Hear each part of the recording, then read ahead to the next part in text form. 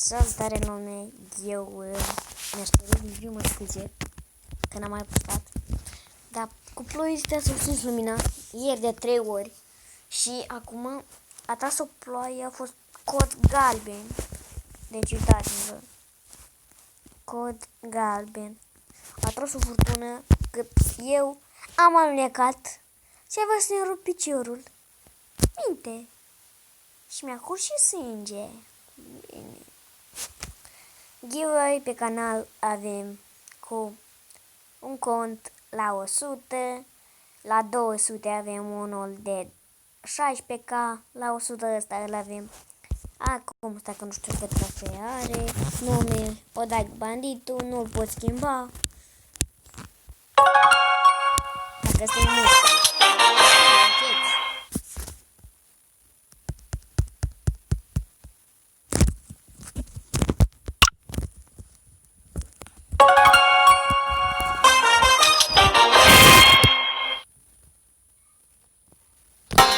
Let's go.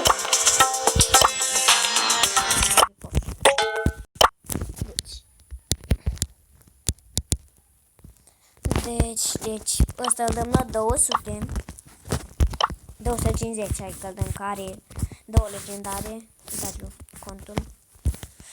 Asta la 250 îl dăm Spike și Sandy. Deci, pe toți îi are în 20-32 de brawler. Și stați. Și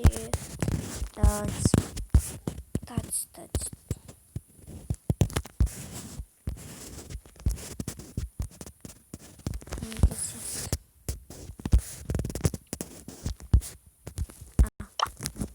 Acesta. Și ăsta îl dăm la 100. Da. Legendare nu are, dar are buni.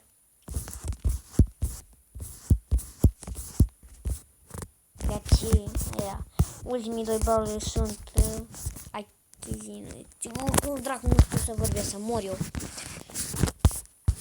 Așa, giveaway pe canal la 100, ăsta îl dăm la 100, pe urmă a meu îl dăm la 500, dar nu plecați să fac chestia vreodată, așa că, na, mie bă, că nu mai intră Raul.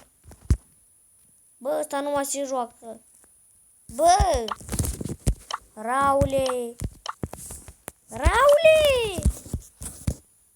bă, avea toate legendare. Lipsește Nani și ăla, cum dracu îl cheamă. Nu! Vreau! Și la 100 îl dăm, dar până când nu face 2 oameni, dacă nu face 50 de abonați, eu nu dau niciun cont. Bine? Trebuie să facă 50 amândoi și atunci îl dăm. Când să am eu 100 și ei câte 50 amândoi, eu nu dau contul. Nu-l dau. Doar dacă face ei 50, așa că acum adică ăsta nu mai... Da. Cât vreo are? 31 ca mine. Legendare. Două legendare, să mori tu.